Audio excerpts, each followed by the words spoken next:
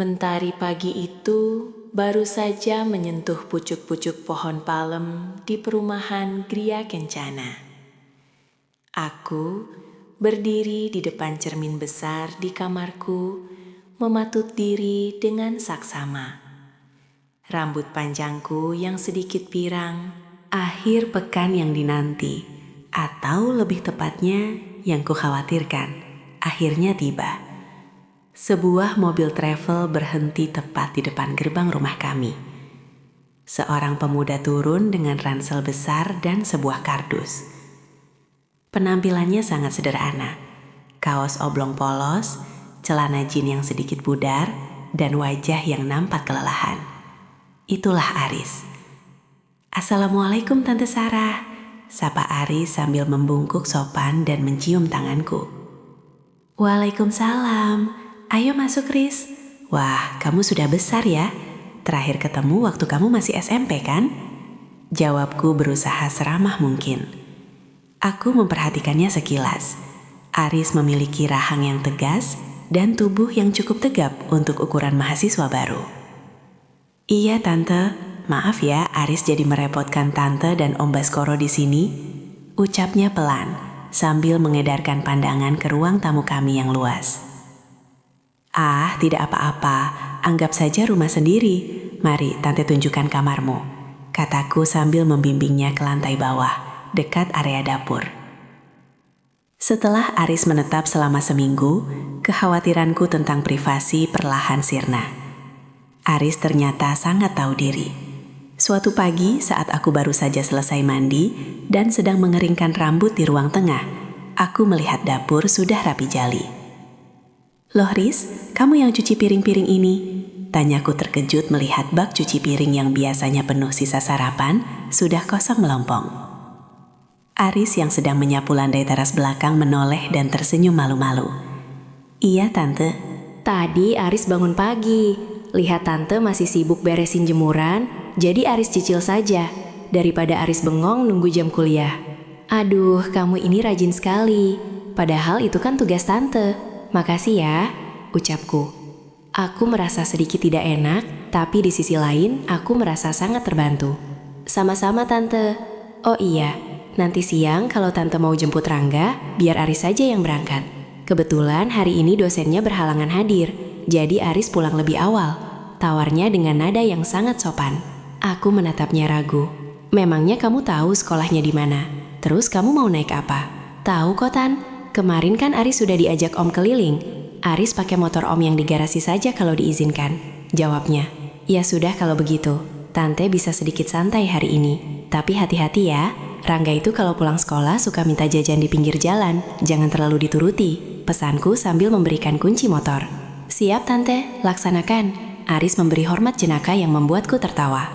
Sore harinya saat Aris kembali bersama Rangga, mereka nampak sangat akrab. Rangga bercerita banyak hal tentang sekolahnya kepada Aris, sesuatu yang jarang ia lakukan kepadaku karena biasanya aku terlalu sibuk memintanya cepat mandi atau mengerjakan PR. "Tante, ini Aris sudah belikan camilan buat Rangga, tapi yang sehat kok," lapor Aris sambil menaruh bungkusan di meja makan. "Makasih ya Aris, kamu benar-benar cekatan. Tante jadi merasa tenang ada kamu di sini," ujarku tulus. Aris hanya mengangguk kecil, lalu berpamitan masuk ke kamarnya untuk mengerjakan tugas. Namun, aku menyadari satu hal. Meski dia sangat rajin dan membantu, Aris jarang sekali keluar kamar saat malam hari. Dia lebih banyak menghabiskan waktu dengan laptopnya di balik pintu yang tertutup rapat. "Dia anak yang misterius ya Mas," bisikku pada suamiku malam itu di tempat tidur. "Misterius gimana? Dia cuma rajin belajar, Ma. Bagus dong, daripada dia kelayapan tidak jelas," jawab Mas Baskoro sambil menguap. Aku hanya terdiam, menatap langit-langit kamar. Aku belum tahu bahwa di balik pintu kamar yang tertutup itu, Aris menyimpan dunia lain yang sebentar lagi akan kutemukan secara tidak sengaja. Pagi itu, suasana rumah terasa jauh lebih sunyi dari biasanya. Mas Baskoro sudah berangkat ke kantor sejak subuh karena ada rapat penting. Sementara Aris baru saja pergi mengantar Rangga ke sekolah dengan motor. Aku baru saja selesai mandi dan berencana untuk duduk santai di teras belakang sambil menyelesaikan beberapa urusan administrasi arisan di laptopku. Loh, di mana ya chargernya? Gumamku sambil mengaduk-aduk tas laptop. Aku baru ingat, terakhir kali Rangga meminjamnya untuk bermain game di kamar depan. Namun, setelah ku cari ke seluruh sudut ruangan, benda itu tetap tidak ketemu. Tiba-tiba aku teringat ucapan Mas Baskoro beberapa hari lalu. Kalau charger laptopmu hilang atau rusak, pakai punya Aris saja dulu. Dia punya 2, yang satu selalu ditinggal di kamar. Tanpa pikir panjang, aku melangkah menuju kamar Aris di dekat area dapur. Aku mengetuk pintu pelan, meski aku tahu dia tidak ada di dalam. "Riz, tante pinjam chargernya ya," ucapku pada udara kosong, sekadar basa-basi sopan. Kamar itu sangat rapi, wangi pembersih lantai dan sedikit aroma parfum maskulin yang lembut tercium di udara. Aku mendekati meja belajarnya dan melihat sebuah charger laptop tergeletak di sana. Namun, saat aku menarik kabelnya, ujungnya tersangkut di celah laci meja yang sedikit terbuka. Aku menarik laci itu untuk melepaskan kabelnya, namun mataku justru tertuju pada tumpukan benda di dalamnya. "Apa ini?" bisikku. Di sana, di balik tumpukan buku kuliah yang tebal, tersusun rapi puluhan keping VCD tanpa label resmi, dan beberapa majalah dewasa dengan sampul yang sangat mencolok. Jantungku berdegup kencang. Aku mengambil salah satu kaset itu dengan tangan sedikit gemetar. Judulnya tertulis dengan spidol hitam. Sebuah judul yang membuat wajahku mendadak terasa panas. "Aris, ternyata kamu koleksi yang beginian." Aku bergumam tak percaya. Pemuda yang selama ini kulihat begitu sopan, rajin dan jarang bicara, ternyata menyimpan harta karun seperti ini di bawah hidungku. Rasa penasaran yang teramat sangat tiba-tiba muncul. Aku membawa satu kaset itu bersama chargernya ke ruang tengah. Aku menyalakan laptop, memasukkan kepingan cakram itu, dan memakai earphone agar suaranya tidak terdengar keluar. Baru 5 menit menonton, aku merasa tenggorokanku kering. Gambaran di layar itu benar-benar berbeda dengan apa yang biasa aku alami bersama Mas Baskoro, yang cenderung kaku dan monoton. Aku terhanyut dalam narasi film itu, hingga tidak menyadari waktu berlalu begitu cepat. Astaga, jam berapa ini? Aku tersentak saat melihat jam dinding sudah menunjukkan pukul 11. Sebentar lagi Aris dan Rangga akan pulang. Dengan terburu-buru, aku mengeluarkan VCD itu dan mengembalikannya ke laci meja Aris. Aku berusaha menata kembali letak majalah-majalah itu agar tidak terlihat habis disentuh. Namun pikiranku sudah terlanjur dipenuhi oleh apa yang baru saja kusaksikan.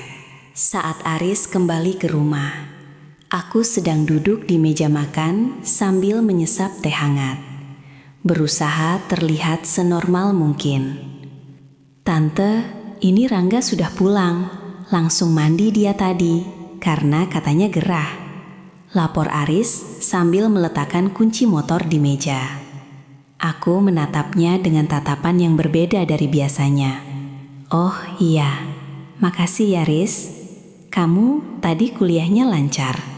Aris mengernyitkan dahi sedikit. Mungkin merasa nada suaraku agak aneh.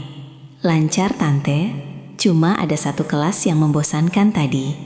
"Tante kenapa? Kok wajahnya agak merah? Kurang enak badan?" Aku tertawa kecil, sedikit gugup. "Ah, tidak. Mungkin cuma karena cuaca di luar lagi panas sekali ya. Kamu sudah makan?" "Belum, Tan. Aris mandi dulu ya baru makan," jawabnya sambil berlalu menuju kamarnya. Aku memerhatikan punggungnya saat dia berjalan menjauh. Ada sebuah rahasia yang sekarang kusimpan sendirian. Aris tidak tahu bahwa aku telah mengintip dunia kecilnya. Dan aku pun tidak tahu bahwa rahasia ini akan menjadi jembatan menuju sesuatu yang lebih jauh.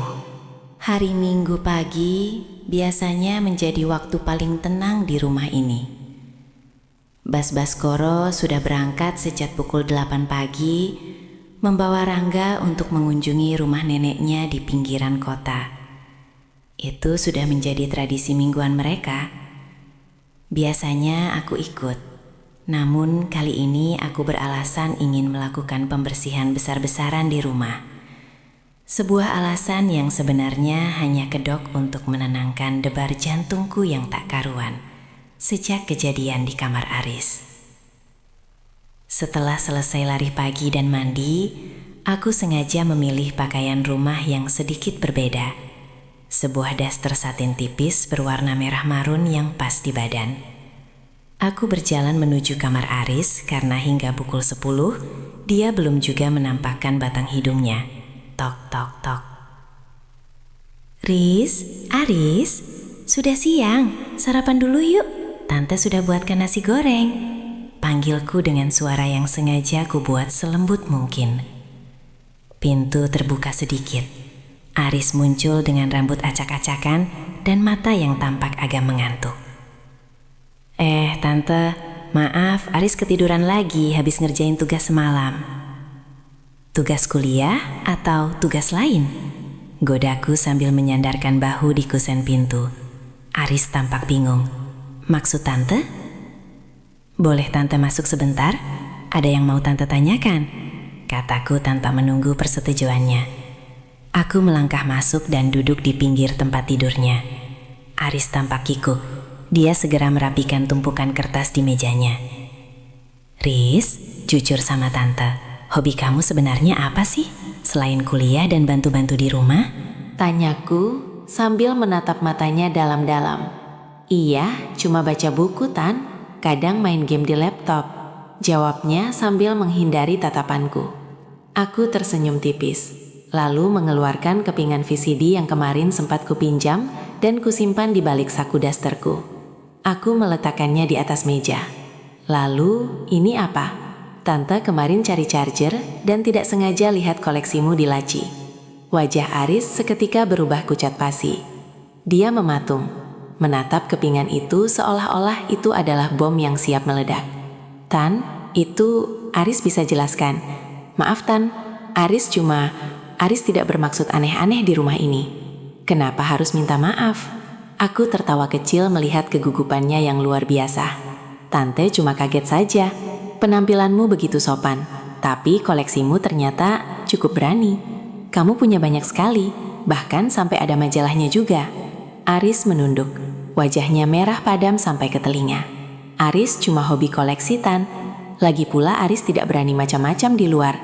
Aris takut kalau jajan atau cari yang aneh-aneh di kota besar ini. Jadi selama ini kamu cuma belajar dari film dan majalah ini saja? Tanyaku mulai berani mendekat. Apa kamu pernah mencoba mempraktikannya? Maksud tante secara mandiri atau mungkin dengan seseorang? Aris menelan ludah dengan susah payah. Ya, kalau mandiri sih sering Tan, tapi kalau sama orang lain belum pernah. Aris tidak punya pacar. Oh ya, aku berdiri, berjalan perlahan mengitarinya. Berarti kamu cuma tahu teorinya saja, Dang? Memangnya kamu yakin apa yang kamu lihat di film itu benar-benar bisa kamu lakukan? Ya, Aris rasa Aris cukup paham langkah-langkahnya Tan. Jawabnya dengan suara yang mulai sedikit lebih berani, meski masih gemetar. Aku berhenti tepat di depannya. Aroma parfumku memenuhi ruangan yang sempit itu. Tante jadi penasaran, Riz. Sejauh mana pengalaman yang kamu dapatkan dari menonton koleksi sebanyak itu? Apa kamu berani membuktikannya? Aris mendongak, matanya membelalak menatapku. Tante serius? Tante tidak sedang bercanda atau mau melaporkan Aris ke Om Baskoro kan? Aku mengusap bahunya pelan. Kenapa harus lapor? Ini kan rahasia kita. Tante cuma mau tahu, apa keponakan tante ini memang sepintar koleksinya? Atau cuma besar omong saja? Aris menarik napas panjang. Keheningan di rumah itu seolah memberi ruang bagi keberaniannya yang selama ini terpendam. Kalau tante memang mau bukti, Aris akan tunjukkan semua yang Aris tahu. Buktikan sekarang kalau begitu, bisikku. Siang itu, di balik pintu kamar yang terkunci, teori-teori dalam koleksi rahasia Aris mulai diuji untuk pertama kalinya. Beberapa hari setelah kejadian di hari Minggu itu, suasana di rumah terasa memiliki tegangan listrik yang berbeda. Setiap kali mata kami bertemu di meja makan, ada senyum rahasia yang tertahan. Kesempatan besar itu akhirnya datang kembali ketika Mas Baskoro harus berangkat ke luar kota selama 3 hari untuk menghadiri seminar kepemimpinan. Pagi itu, setelah Mas Baskoro berangkat, aku duduk di meja makan bersama Aris yang sedang menyesap kopi hitamnya.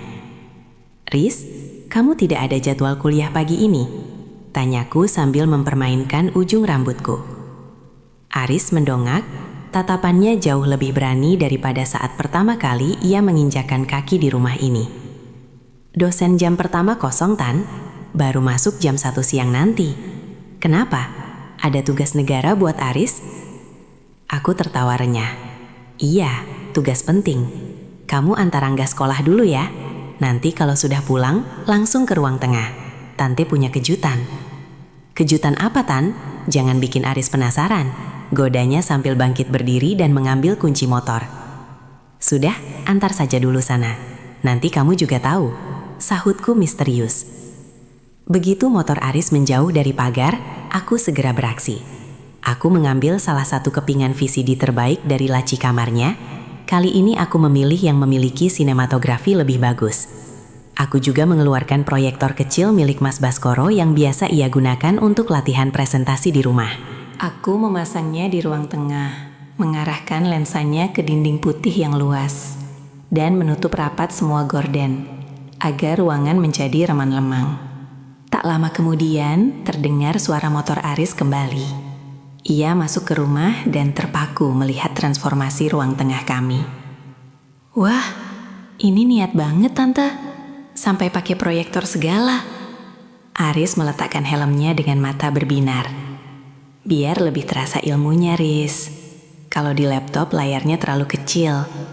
Sini duduk." Aku menepuk sofa di sebelahku. Aris duduk, namun jaraknya masih sedikit canggung. Aku menekan tombol play. Gambar mulai muncul di dinding, besar dan jernih. Suara dari speaker tambahan membuat suasana semakin intens. "Tante pilih judul yang ini.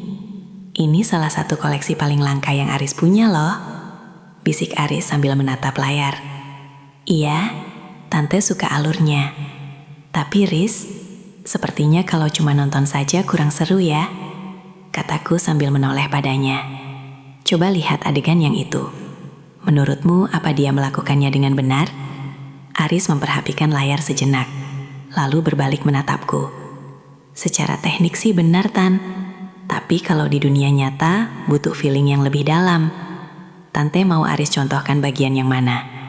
Aku tersenyum menantang. "Memangnya kamu sanggup? Nanti kamu malah lelah sebelum kuliah." Aris tertawa kecil. Sebuah tawa yang terdengar sangat percaya diri. "Tante meremehkan stamina mahasiswa ya. Kita punya waktu sampai jam 12 sebelum Aris berangkat kuliah. Cukup untuk sesi olahraga pagi ini." "Oh iya, buktikan kalau begitu.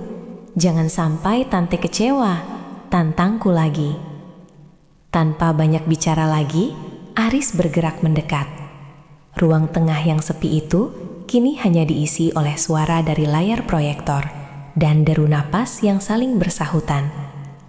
Kami benar-benar memanfaatkan momen itu untuk mempraktekkan apa yang selama ini hanya menjadi gambar diam bagi Aris. Ternyata, dia adalah murid yang sangat cepat belajar, bahkan melampaui ekspektasiku. Singkat cerita, sejak saat itu, rutinitas kami berubah. Setiap kali ada kesempatan dan rumah sedang kosong, ruang tengah itu menjadi saksi bisu kursus privat kami. Aku merasa kembali muda, dan Aris mendapatkan pengalaman yang tak akan pernah ia temukan di buku teks kuliah manapun. Itulah rahasia kecil di perumahan Gria Kencana. Sebuah kisah yang tak akan pernah tercium oleh siapapun. Terkunci rapat di antara aku, Aris, dan dinding ruang tengah yang menyimpan sejuta